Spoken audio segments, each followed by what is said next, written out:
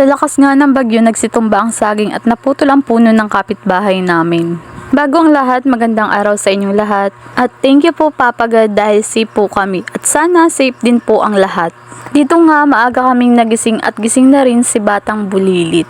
At dahil gising na si Bulilit, syempre, tila labas na yan. Kaya ayan, binuksan ko na ang pinto at pagbukas nga namin, ito ang tumambad sa amin. Nagsikalat ang mga gamit sa labas at ang iba namin sinampay nasa baba na. Sobrang lakas kasi ng hangin tapos ng ulan. Tapos sa mga oras na ito, umuulan pa. Tapos itong batang makulit na karga ko, aba gusto pang lumabas. Ay gusto pagarong i-check si mga kapitbahay mi kung ayos lang. Paparundahon ko na nga ni ini. Charot lang mga be. Tapos maya maya tumigil na ang ulan kaya lumabas kami para tingnan yung mga nasira. Karamihan sa mga nasira naman dito sa amin, mga nagsitumbang punong saging tapos kakaunti lang naman yung mga naputol na kahoy. Isa na ito. Malaki na din ang kahoy na ito kaya masasabi mo talagang malakas ang hangin. At safe naman po ang pamilyang nakatira dito dahil wala naman po natamaan ng puno. At sa ibang mga bahay pala may mga nasira din mga parte ng bahay nila. Tulad nito, lumang tindahan man na ito kaya ayan nasira. Tapos ito. Tapos mga be, pasensya na po sa boses ko, masakit kasi ang lalamunan ko.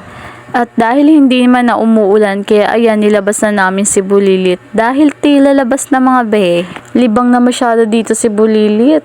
Kaya medyo tumagal kami dito sa labas. Ayan, tamo, hawak lang niya ay dahon, libang na libang. Tapos dito pinasok ko na si Bulilit dahil anong oras na din. Kaya eto, tamang libang lang dito sa kwarto. Ayan, naglalaro lang si Bulilit.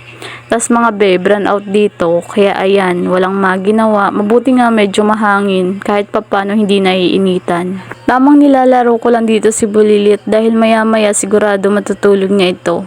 Kasi nga anong oras na din hindi pa natutulog. Tapos ayan, kita na naman niya ang sarili sa cellphone. Kaya tingnan nyo naman, kukunin na naman. Tapos dito naman nakatulog na din sa wakas si Bulilit. Kaya ayan, tamang duyan lang. Tapos dito naman, ay may gwapo. Isay daw kayan. Nang dahil sa bagyo, ayan, naisipan ayusan si bintana at nagdururos ni Maksog. Kailangan pa pala magbagyo para ayuson. Ay, charot mga be. Aramanin do kung gaano kaganda ang bintana mi. Kaya ayan, inayos na. Habang nag-aayos nga ang asawa ko sa bintana namin, ako naman dinuduyan si Bulilit kasi nga medyo maingay. Tapos ako na din ang tagapaghawak ng kanyang ginagawa. Tapos syempre, ambag ko din magkwento tapos magdaldal. Maganda kasi pag may ginagawa, nagkukwentuhan. Dahil nararamdaman si Pagal. Tapos mas maganda kapag may katabang ka. Mabilis lang matapos. Kaya magtarabangan. Tapos kung di manatabang si Agum nindo sa gawaon, ay aba, magpalit na lang kamo ning Agum. Ay, charot. Dito nga patuloy pa rin sa paggagawa ang asawa ko. Tapos ayan, tamang tulong pa rin ako.